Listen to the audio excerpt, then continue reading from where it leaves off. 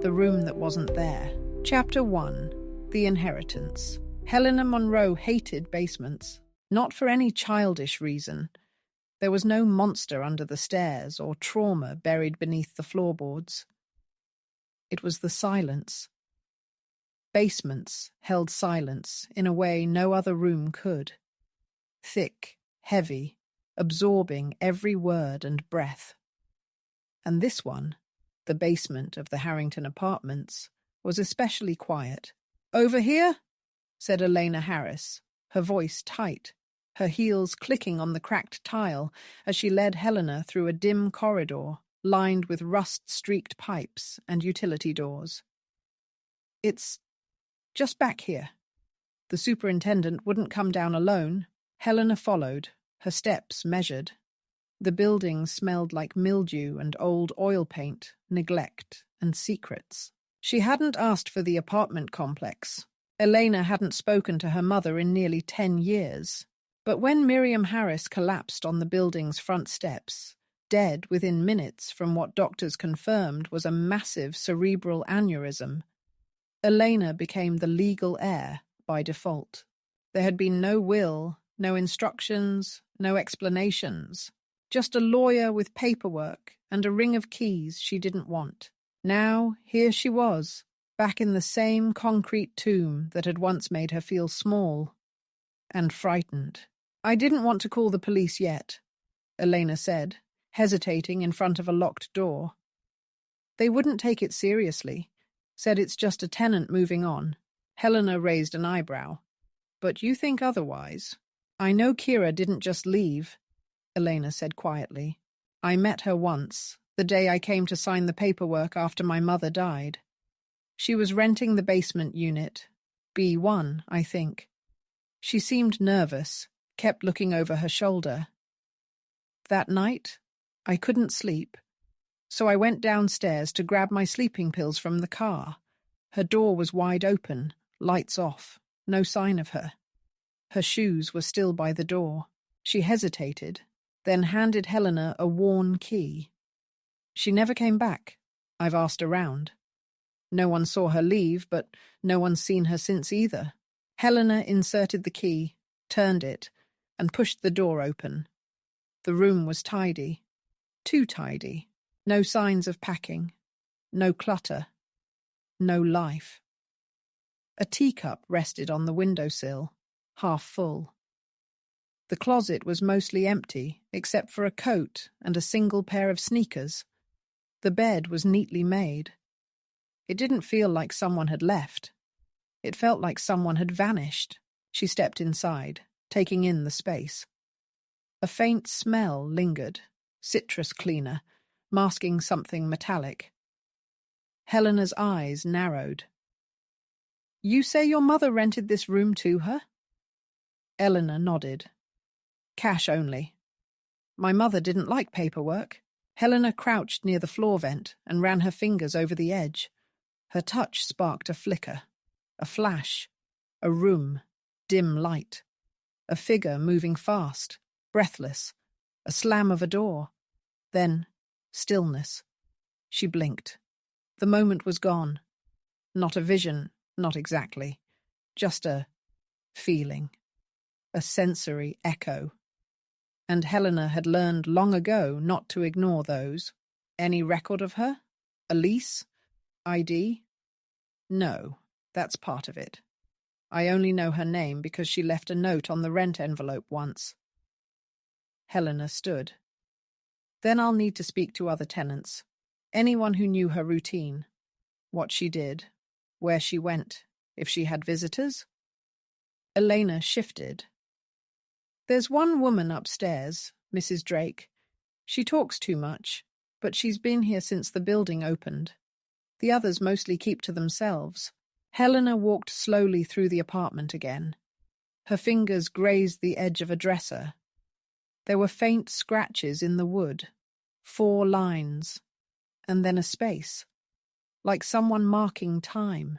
"She didn't leave willingly," Helena said quietly. Elena crossed her arms. "Then where did she go?"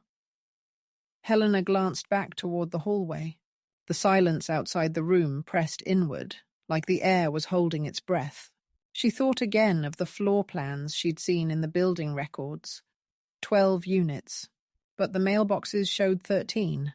Her voice was calm but firm. What's behind the locked door next to the stairwell? Elena frowned. That? It's always been locked. My mother told me it was just storage. It doesn't even have a number. Helena stepped closer, studying the old metal plate above the doorframe.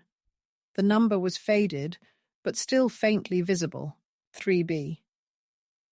Why is it labeled 3B if it's in the basement? Elena blinked. I've never noticed that before. That makes no sense.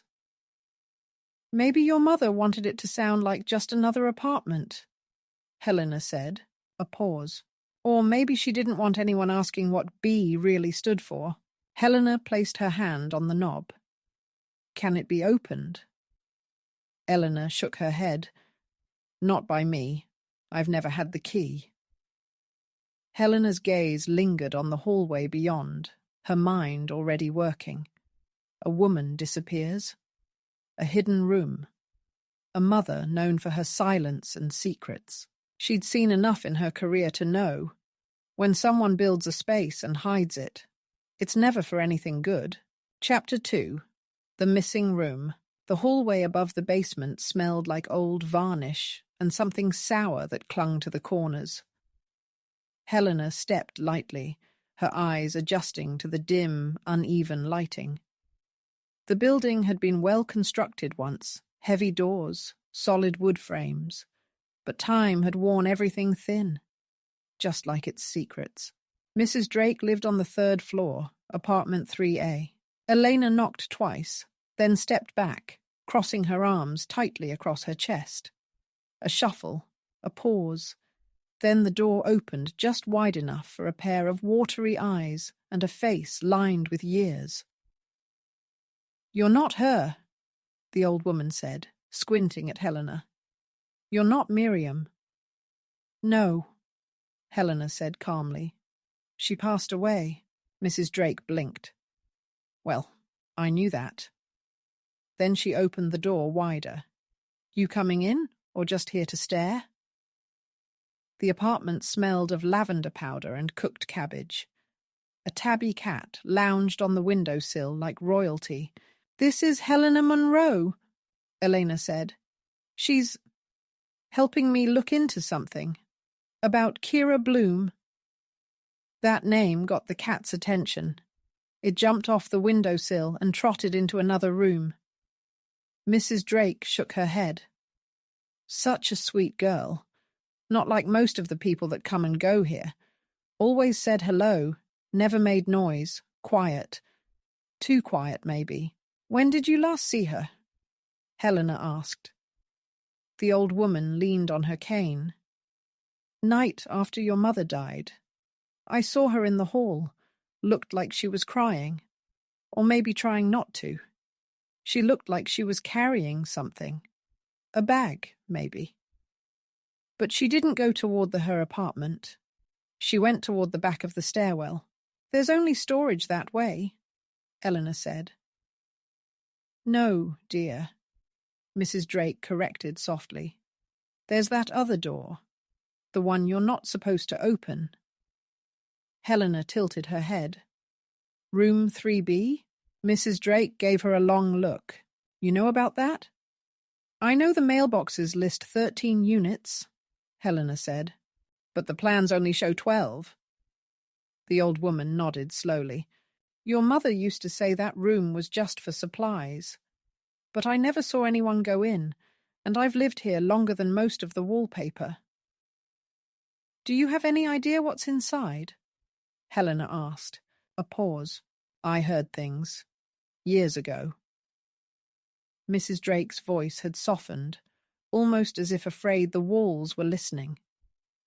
Late at night, people talking, not arguing, just low voices, like they didn't want to be heard. And once I heard someone crying. Helena didn't respond immediately. She was watching Elena, who had gone pale. You didn't know about this? Helena asked her. Elena shook her head. No, I thought that was just a storage closet. I've never seen it open. My mother never mentioned it. Do you have the key? No, I went through everything. I've only found the keys to the main units and the back entrance. Was the room listed on the rental records? Helena asked. There are no rental records, Elena replied. That's the problem. My mother handled everything in cash. No contracts, no receipts. Helena stood, her mind already tracking in 3 directions. A woman goes missing after the landlord's death. A locked, unofficial room. A neighbor who heard crying behind the walls. And a building with no paper trail. The silence in this place wasn't just natural. It was curated. I'll need to get into that room, Helena said, even if it means we have to pick the lock. Eleanor hesitated. If there's something illegal, you think my mother? I think, Helena said carefully, we don't know what your mother was involved in yet, but it's possible Kira stumbled onto something that frightened her. That night, Helena returned to her car and sat in the driver's seat, eyes closed. She let the silence settle, reaching for it like a thread. Her mind drifted to the basement again. The doorway open, the shoes by the door, the faint citrus cleaner masking something metallic, and the feeling, faint but present, that someone had been in a hurry, that someone had left something behind. She didn't have the full picture yet, but she knew how it started. The people who vanished from places like this never made a sound. They just slipped out of sight, erased. She started the car. Tomorrow, she'd find a locksmith. Chapter 3. Behind the door. The locksmith didn't ask many questions. He arrived just after noon. A wiry man in a frayed denim jacket who glanced at the door, raised an eyebrow and said, "Most people don't lock utility closets with deadbolts." He worked quickly, hands steady, tools clinking softly in the narrow hallway outside room 3B. Eleanor hovered nearby, arms crossed tightly, her body angled away from the door like she wanted to leave but couldn't justify it. "You sure you want to see what's behind it?" The locksmith muttered, twisting a tool with a faint metallic click. Helena said nothing. She just watched. A moment later, the lock gave way with a dull, final sound. The man stepped back. "You're good to go." He didn't wait for a tip. Helena glanced at Elena. "You don't have to come in." But Elena shook her head. She was one of them. If this is where they kept her, I need to see it. Helena turned the knob and pushed the door open. The room was dark.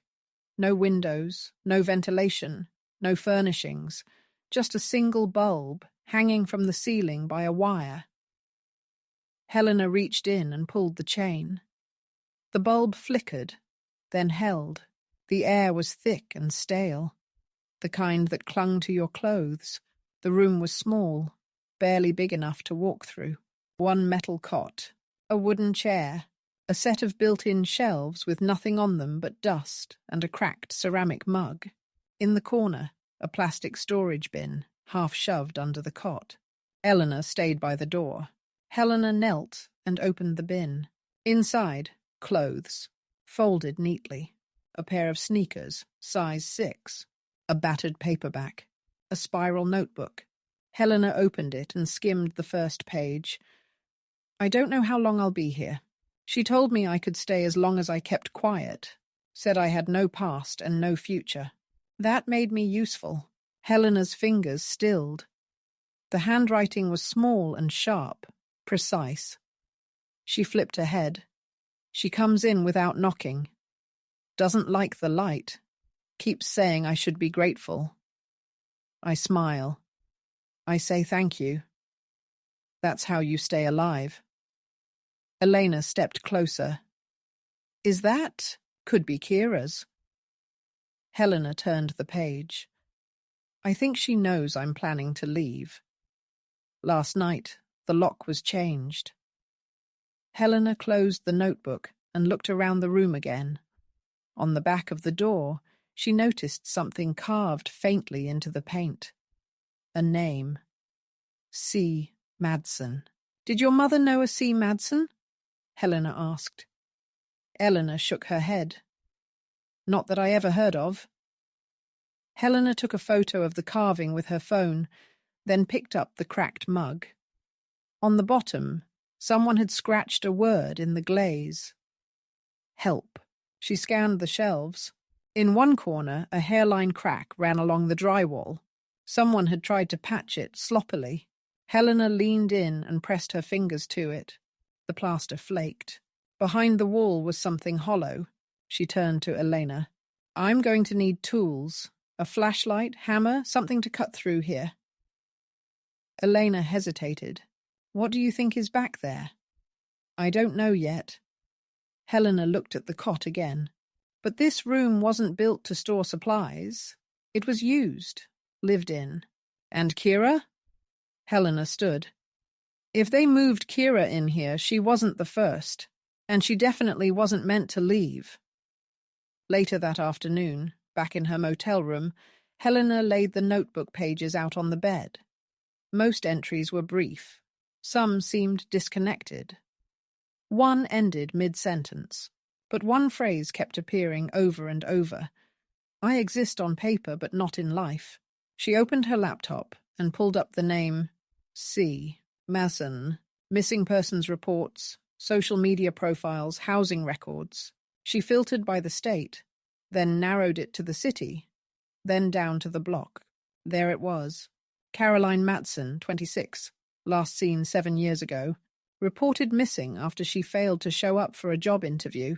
Last known address, unknown. Helena leaned back, staring at the screen. The police had never found any trace of her.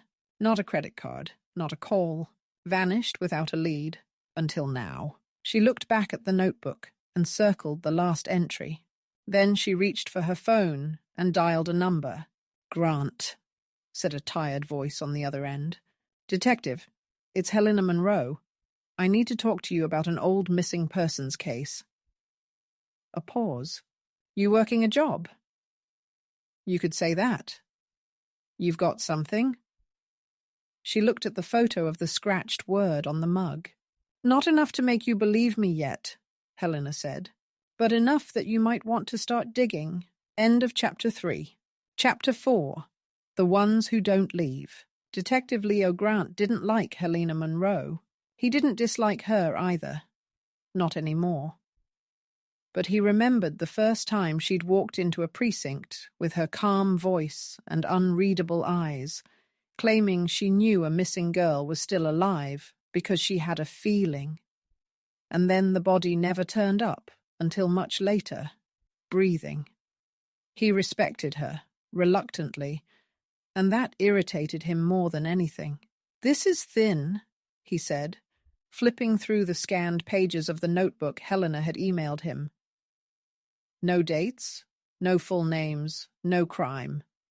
A private room in a building your client now owns. You're asking me to reopen a 7-year-old missing persons file because someone scratched "help" on a mug. Helena sat across from him at his desk, unbothered. "I'm asking you to consider that a young woman, who no one's seen in weeks, may not be missing by choice, and that another woman who disappeared without a trace once lived behind a sealed door in that same building. She could have carved her name anywhere. She carved it on the inside of a door behind a wall with no access. That room was hidden, Leo." He sighed, rubbing his eyes. "We don't even know if it was Caroline Madsen." Helena passed over the image again. "Handwriting analysis could link it to her. You have her high school yearbook, don't you?" He didn't answer, but she knew the answer was yes. After a long pause, he finally said, "What else do you have?" Helena tapped her notebook. "Kira Bloom disappeared 3 weeks ago. No credit card activity, no phone records, no confirmed sightings. She paid in cash, lived in a room your department didn't know existed, and vanished right after the building owner, the only person who could have explained, died suddenly. And the landlord, Elena Harris, is the daughter. Not exactly impartial. She hadn't spoken to her mother in nearly a decade, inherited the building by default. Leo exhaled and leaned back. You think her mother was involved in something? I think, Helena said, we may be looking at a long-term pattern. People who rent in cash, who don't leave a trail, who won't be missed quickly. People who fall through the cracks, he said. Helena nodded, the kind no one files a missing persons report for. Leo tapped his pen against his desk, slow and thoughtful.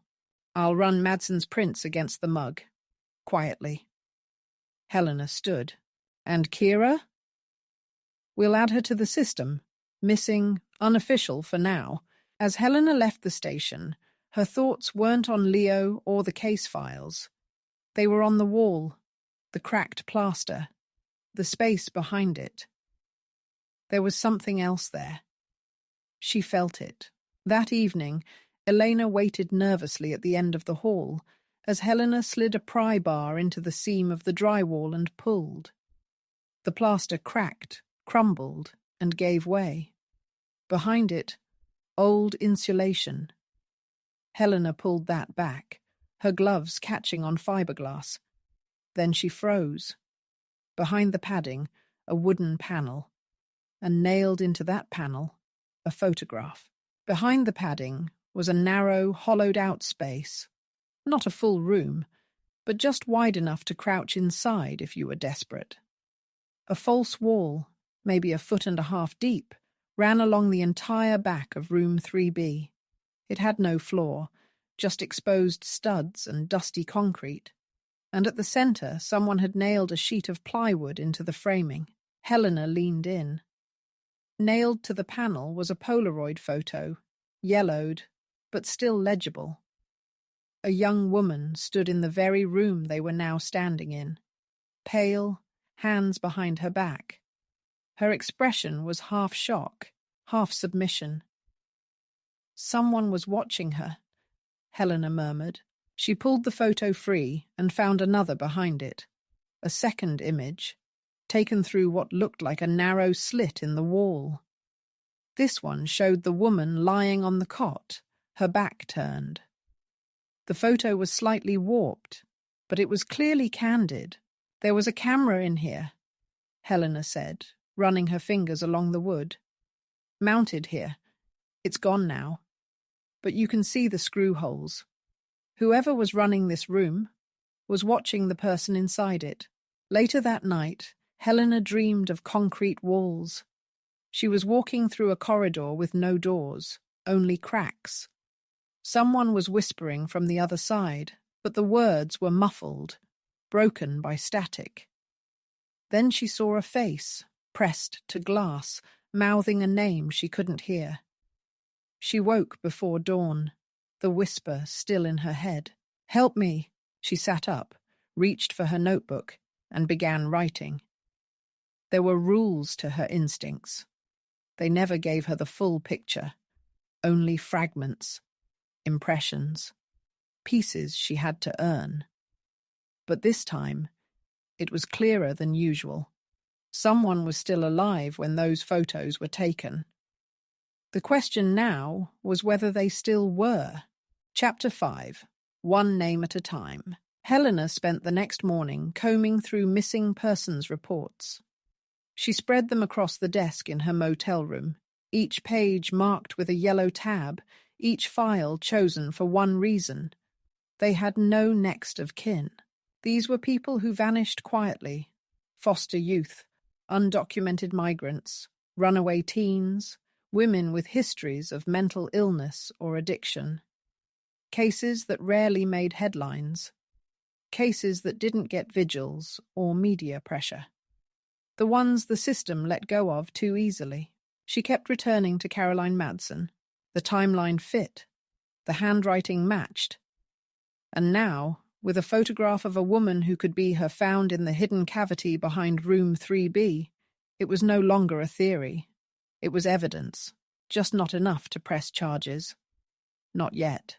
Helena clicked through the digital files. 3 other women had disappeared in this area over the past 10 years. All had unstable housing histories. All lived alone. None were ever found. And none of them would have shown up on a landlord's official paperwork, because Miriam Harris hadn't kept any. Eleanor met her outside the building just after noon, looking pale and drawn. "I didn't sleep," she said simply. "I kept thinking, how many people were in that room?" Helena didn't offer comfort. She'd learned a long time ago that answers were more valuable than reassurance. "Do you recognize this?" Helena handed her a printout, another name from her research. Tasha Myers. Missing 6 years. Last seen just a block from the apartment. Elena studied the photo, then shook her head. "No, I wouldn't. I hadn't been here in years. I just know tenants came and went." She hesitated, then added quietly, "Honestly, I don't think she saw them as people.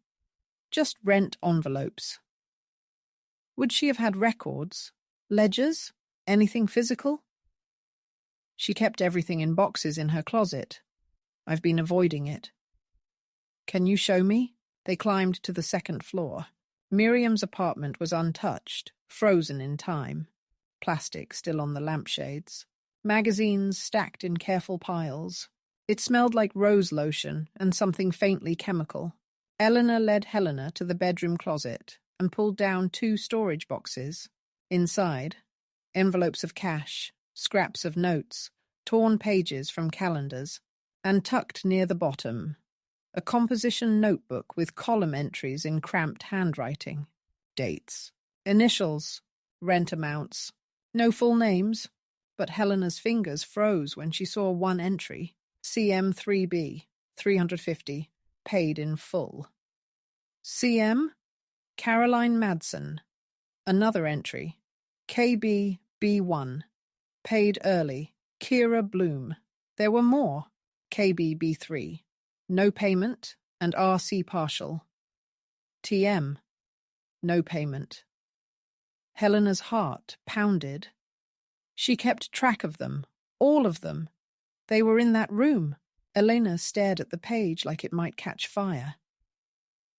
What the hell was she doing? She whispered. Letting them live here, off the grid. And then they disappeared. But why would she write it down? Why not burn it? Helena didn't answer at first. Then, because she didn't think anyone would ever find it. Back in her car, Helena called Detective Grant. "I've got names," she said. "Initials, room numbers, rent logs." "You think the landlord was trafficking people?" "Maybe. Maybe just exploiting them. The line between shelter and prison is thin when someone has no papers or nowhere to go." Grant exhaled. "We can cross-reference these initials, see if any match unresolved cases. But again, Helena, I need more than guesswork and scraps." "You'll get it," she said, "but I need access to building permits, renovation records, anything showing structural changes." "Why?" "Because someone built a hidden wall, and I want to know when and why." That evening, Helena returned to room 3B alone. The cot was still there. The bulb flickered overhead. She sat on the edge of the mattress and closed her eyes. Don't force it. Let it come. That's what she'd learned. Her flashes weren't something she could summon. But sometimes, when the air was still and the memory in a space was strong, something would reach her. She waited. A sound, a breath, a whisper, then a snap, a camera. A figure with gloved hands pulling the chain light, a woman shielding her eyes, the metallic click of a door locking from the outside, and a feeling. Not fear, exactly. Resignation. She opened her eyes. Someone had lived in this room knowing they would not be allowed to leave. Helena stood and took out her phone. She sent a message to Grant. I think room 3B wasn't just for hiding people. It was for breaking them. Chapter 6. Scrubbed clean. Detective Grant called just after 10 the next morning. We ran the initials you gave us, he said. Nothing conclusive. Some cold cases. A couple of probable matches, but no full names to tie them to. And no Caroline Madsen in the fingerprint system either. Too long, maybe. Too clean. Helena stood at the edge of the building's parking lot, watching a new tenant fumble with groceries at the rear entrance. Or someone wiped the evidence. You think the mother did that? She didn't seem sentimental, Helena said, and she kept no records except the bare minimum. I think she got rid of everything she didn't control. Grant paused. What about the daughter? Eleanor? Helena said. She's rattled. And angry. Not enough to fake innocence, but enough to want to burn the whole building down and pretend it never existed. She's still living there? No. She hasn't spent the night since we opened 3B. She's staying with a friend. Grant grunted. Wise. By noon, Helena was back in the basement. The door to room 3B was unlocked. Helena froze. She was sure she'd locked it the last time she left. She always did, especially when evidence was involved. She stepped inside. The cot was untouched. The bulb still flickered, but the air felt wrong. She scanned the plywood wall. The photos were gone. She crossed the room in 2 steps, knelt, and checked the hidden cavity. Empty. No Polaroids. No tape. No second photo. She swore under her breath. Someone had been in here. Someone who knew what to take and exactly where to look. Near the baseboard. A faint scuff in the dust. Not hers. Not random. She stood slowly, jaw clenched. She walked the building. The superintendent was out. The back exit door had no camera. The tenants were mostly at work. But on the second floor, the door to apartment 2A was slightly ajar. She knocked. Nothing. She pushed gently. She called out. Still no response.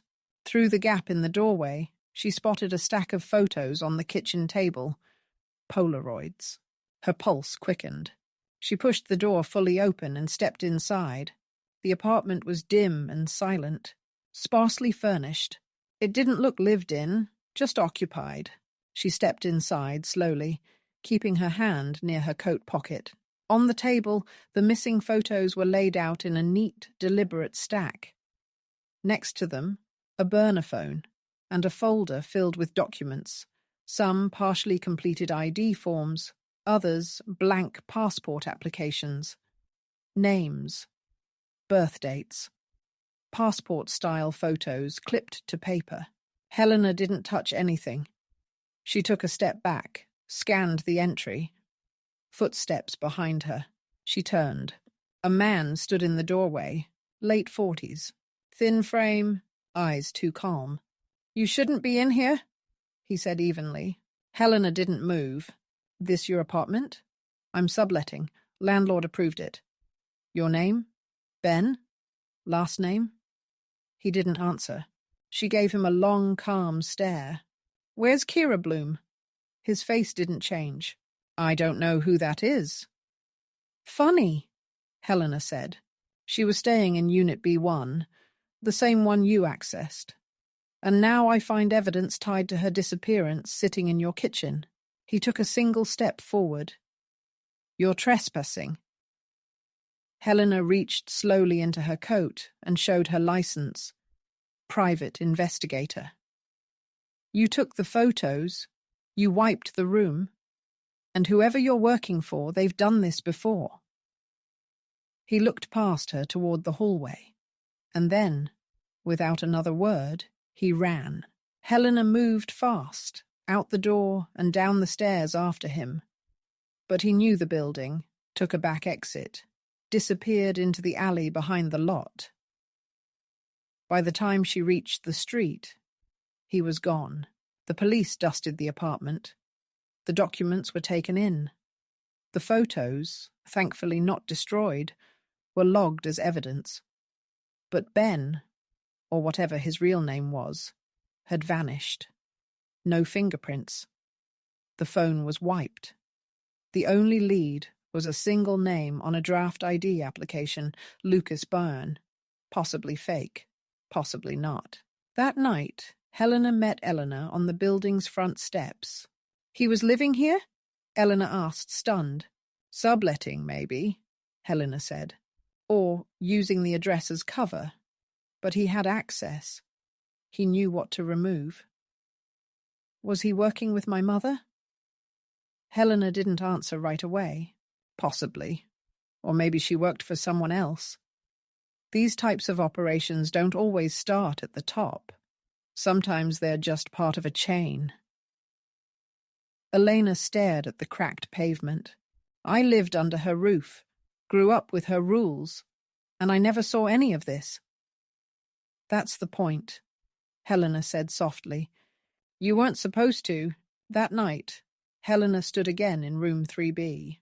The cot was bare. The wall scraped clean, but she could still feel it. The weight in the air, the silence that wasn't really silent, the echoes of fear and control and resignation. Whoever had used this room hadn't been hiding bodies. They'd been disappearing people alive.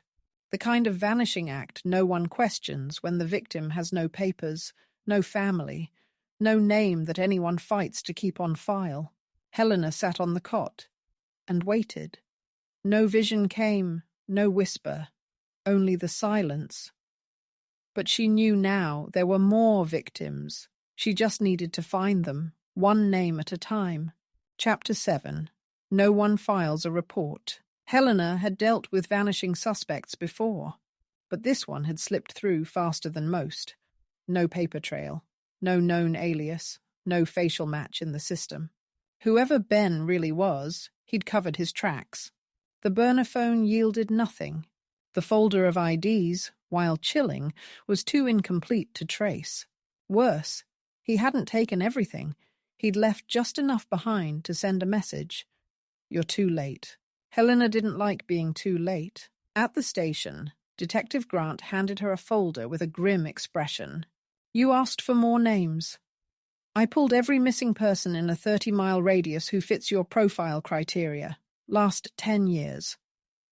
Helena scanned the list. No family contact. No employment history. No lease. Most were women. A few men. One trans youth. All disappeared from shelters, bus stations, temp housing, halfway homes. She didn't need to read the names to know what she was looking at. "None of these were ever followed up?" she asked. "Some were, but you know how this goes. No family, no press, no pressure. A couple of files were closed as voluntary disappearances." Helena exhaled sharply. "They don't vanish because they want to. They vanish because someone knows no one's coming." Grant nodded, quieter now. "We found a hit on the name Lucas Byrne, used on one of the ID applications in that folder. Stolen identity. The real guy died 5 years ago. Heart failure. But the name was used to rent a storage unit just across the river." Helena straightened. "And?" "Empty. But get this. On file with the rental company, there was an emergency contact. A second name. Miriam Harris." Helena froze. "Eleanor's mother?" she said slowly. Grant nodded. "We triple-checked. Same full name, same birth date. She was the one who vouched for Lucas Byrne, as recently as last year." Helena felt her stomach twist. She wasn't just involved. She was covering for them. Later that afternoon, Helena met Elena outside the building. It was cloudy, cold for spring. The kind of grey that made everything feel like it was holding its breath. Helena handed her the printout. Miriam vouched for someone using a stolen identity, just last year.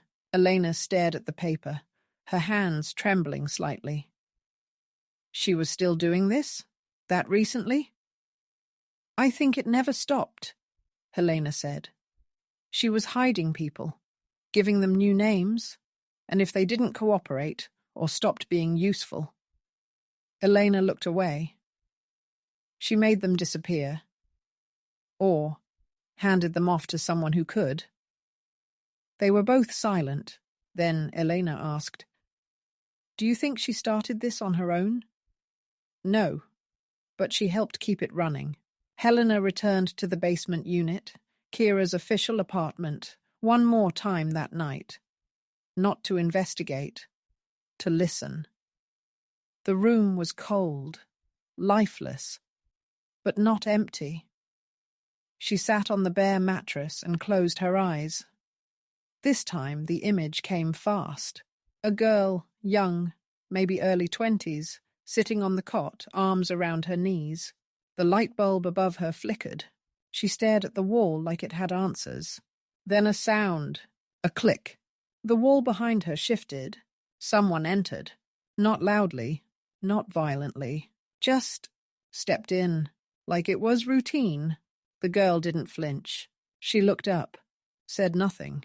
The figure handed her something, a bottle, a form, a pen. Then he waited. Helena opened her eyes. It was gone. But she'd seen enough. This wasn't about kidnapping. Not exactly. It was about coercion. They offered escape, a new life, but only if you gave up the old one.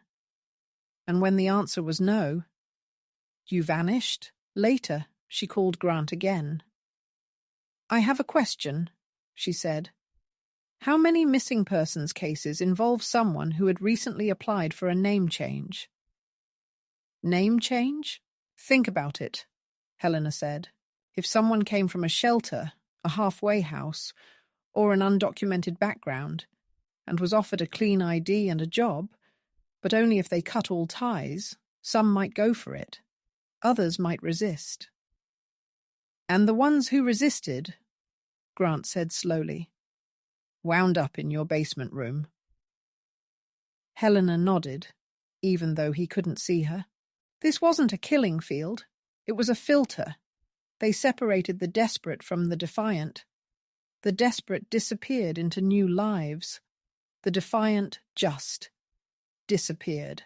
Grant was silent for a long moment. Then, "We'll look into the name change records," quietly. Helena hung up and stared at the building in front of her. The worst part wasn't what had happened there. It was how easily it could happen again. Chapter 8. The Girl in the Wallpaper. Helena didn't sleep. She kept the lamp on in her motel room and reread every note she had. Names, initials, timelines, small behavioral patterns. It was coming together. Not as a clean answer, but as a shape, a method, an ecosystem that had lived beneath the surface of an ordinary apartment building. At 5:12 a.m., her phone vibrated. A message from Detective Grant. "Got something. Meet me at Records downtown." The city's records division was a beige building with flickering fluorescent lights and the hum of overworked copy machines. Grant met her at the front and led her down a side hall to a dusty back room that smelled like ink and old laminate. "I asked for application flags," he said, handing her a manila folder. "Cases in the last 10 years where people filed for legal name changes but had incomplete supporting documents, no birth certificates, no school records, applications that stalled or were withdrawn." Helena flipped through the forms. "Most were dismissed," Grant continued, "but 5 of the names match people from your ledger. Same initials, same handwriting in the margins." He pulled out a form labeled T. Myers, another C. Madsen. Helena's breath caught when she reached the last one. K. Bloom. The form never completed. No signature. "She was trying to leave," Helena said. "Or someone was trying to force her to." Grant nodded grimly. I ran the address listed on her draft form. It wasn't the apartment building. It was a warehouse, long abandoned, but recently leased. To whom? He handed her another page. Lucas Byrne. Helena returned to the apartment building late that afternoon. She stood on the sidewalk across the street, watching as a delivery van slowed in front of the property. It idled for a second, then pulled away. She memorized the plates. Someone was still circling. Inside, Elena met her near the mailboxes, a half-drunk coffee in hand. Her face was drawn, but there was a fire behind her eyes now. She didn't look like a woman on the sidelines anymore. "There's something I need to show you," Elena said quietly. They climbed to the 3rd floor, past the unit Kira had lived in. Eleanor led Helena to the far end of the hallway, to what looked like a locked linen closet. "This was always sealed," she said. "I thought it was just utilities." She pulled out a key. "It was taped behind a shelf in my mother's room." Inside was a narrow utility space, pipes, water meters, wires, and taped behind a breaker box. A small, clear plastic envelope. Helena opened it. Inside were 3 passport-sized photos. All women, all different, none labeled. One of them was Kira Bloom. Another was a woman Helena didn't recognize, but she matched the girl in the Polaroid from room B1. The third looked older. Pale hair, thin, familiar. Helena stared at it. "Elena," she said slowly, "do you have any old photos of your mother? From when she was younger?" Elena frowned. "Why?" "Because I think she changed her name." An hour later, they sat in Elena's car, the glove box open, and a photo album resting on Helena's lap. There she was. Same eyes, same cheekbones, 30 years younger. Not Miriam Harris. Clara Maddox. Helena swore under her breath. She vanished in 1993. Walked out of a state-run halfway house in Michigan. No record after that. Elena's voice cracked. "Are you saying my mother wasn't who she claimed to be?" She was someone else first. Someone who learned how to erase herself.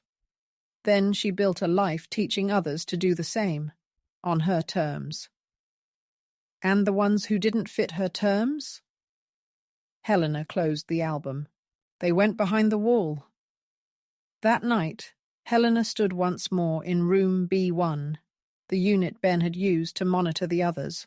She could feel the shift now. Not just fear, control, design. This place had never been a fluke. It was a holding tank, a breaking room, a funnel that sorted the willing from the inconvenient. She crouched near the wall and ran her fingers along the baseboard. Something was lodged there. A scrap of wallpaper. She pulled it out gently.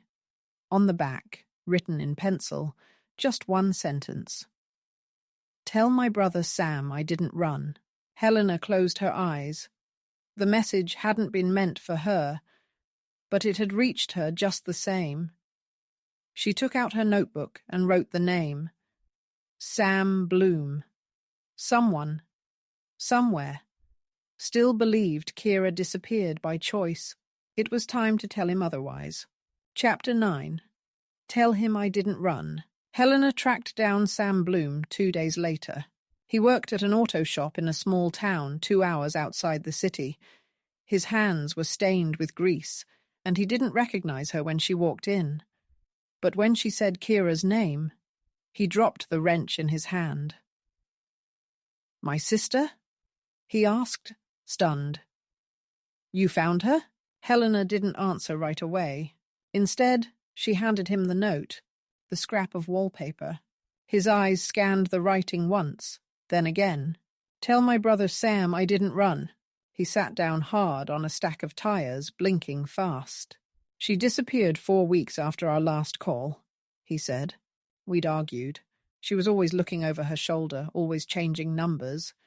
She said she was being followed. I thought she was paranoid. Helena nodded quietly. She wasn't. Sam remembered the name Lucas Byrne. He was her friend, or something like that. He offered to help her get new papers, said she could start over, legally this time.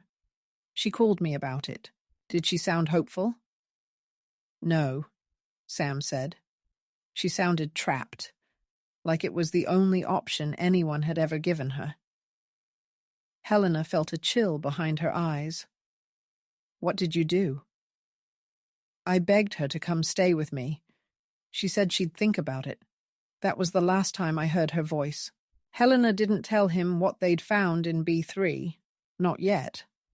But she promised him one thing. She didn't disappear because she wanted to. And I'm going to prove it.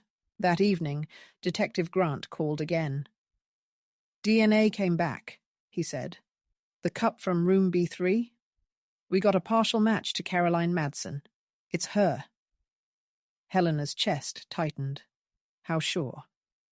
99.2% probability. It's her daughter's DNA we matched it to. Caroline's mother filed the sample years ago when she vanished. So she was held there. At least for a time. And then? Nothing. Still no remains. No trace. She's just gone. Helena looked at the wall beside her as if it might speak. She never left that building. Helena spent the next morning at the city's storage warehouse, following up on the last known lease signed under Lucas Byrne, the abandoned warehouse listed on Kira Bloom's fake ID application. The building was hollowed out, stripped, just walls and dust. But in a corner of the back room, someone had recently stood. Cigarette butts, a crushed energy drink, footprints leading to a side exit that wasn't on the floor plan. Helena followed it to a rusted metal door. It creaked open into an alley. Behind a stack of rotting pallets, something glinted in the shadows. A burned ID card. She picked it up with gloves, half melted, but she could still read part of the name. Tasha M. The rest was gone. It was proof, but only just. They were burning the trail behind them. By nightfall, Helena returned to room B3. She stood alone under the single flickering bulb and studied the wall again. Before that, she had returned to Unit B1, the apartment Kira had officially rented. It had felt abandoned, undisturbed. Whatever happened to Kira hadn't happened there. She was missing something right in front of her. She replayed every step of the cleanup, how fast it must have happened, how surgical. But even pros under pressure miss things, especially small things. Her eyes drifted to the back wall, the one that once held the hidden camera. The plywood surface was still pitted with screw holes and faded outlines. She stepped closer, tracing the edge where the panel met the floor. There.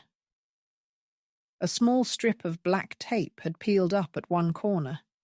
She crouched and lifted the edge with her fingernail.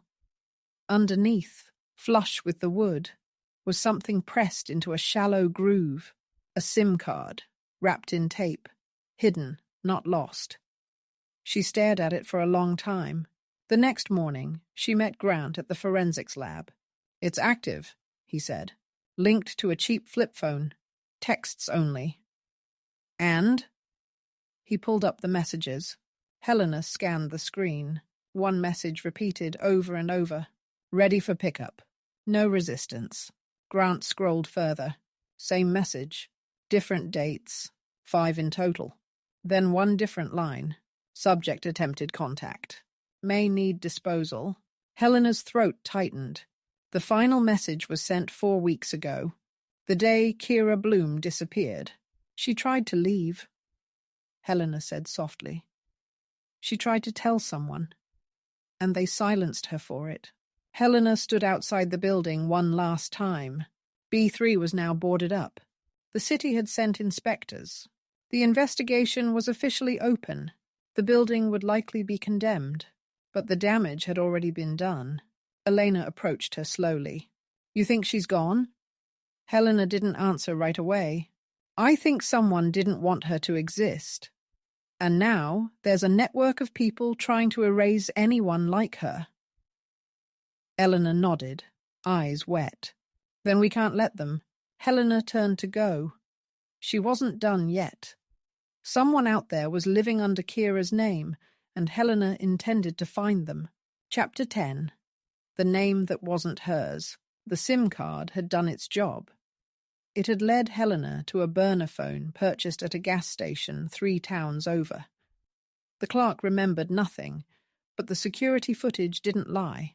A woman, same height, same build, same haunted eyes, but it wasn't Kira Bloom. Facial recognition flagged her as Rachel DeWitt, a woman who hadn't existed 5 weeks ago. And the photo on her ID? It looked like Kira, except it wasn't. It was someone made to look like her. She watched Rachel's arrest from outside the precinct. No fight, no questions. Just calm compliance and eyes that didn't flinch. But Helena had seen it before. The practiced stillness of someone trained to survive by erasing themselves. Inside the interrogation room, Rachel confirmed nothing. Grant had agreed to let Helena speak to her, off the record, as a civilian investigator on the case.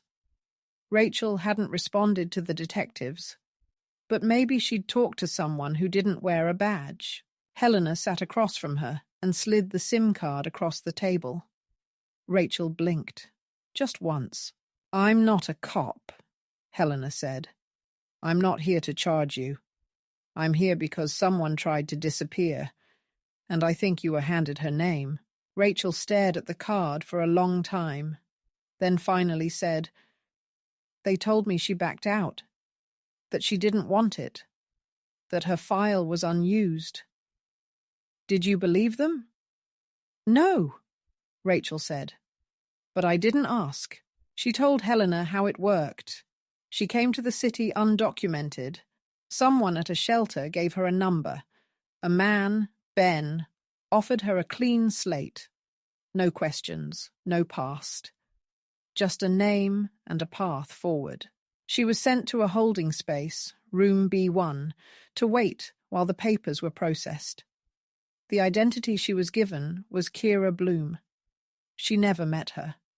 Never saw her. Only signed the form. I told myself she left, that she changed her mind and walked away, Rachel whispered. But I don't think she ever walked out of that building. Rachel's testimony was enough to issue warrants. Police raided addresses linked to fake IDs and shell rental properties. They found gear, printers, blank state documents, name change drafts. One handler was arrested, but the rest of the network, gone. Miriam Harris, born Clara Maddox, had been one of many.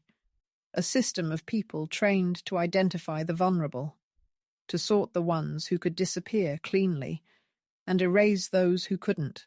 Kira Bloom had resisted, so they had replaced her. Her body was never found, but Helena kept her promise. She met Sam Bloom outside the courthouse and handed him an envelope. Inside was the only known image of Kira after she vanished, a surveillance photo from room B3. She sat on the cot, legs pulled up, expression guarded. Sam looked at the picture like it might collapse in his hands. "She didn't run," he whispered. "No," Helena said. "She tried to come back to you." He nodded, barely. "I should have gone after her." Helena didn't offer comfort, only truth. "This was never your fault. The apartment building had been condemned. Room B3 sealed for good. But Helena knew it wasn't over. The operation hadn't ended. It had simply moved on. Back at her office, Helena stood in front of her caseboard. She moved Kira's photo to the center. Drew threads to Rachel DeWitt, to Caroline Madsen, to Tasha Myers. Then she picked up a new card. M. Reyes. No birth certificate. No active ID. A flagged draft in a sealed name change record. No one had reported her missing. Not yet. Helena pinned the name to the board. Another thread. Another person waiting to disappear. And this time, she'd get there first. End of chapter and end of book. Like and subscribe to support our channel and to listen to more intriguing investigative stories.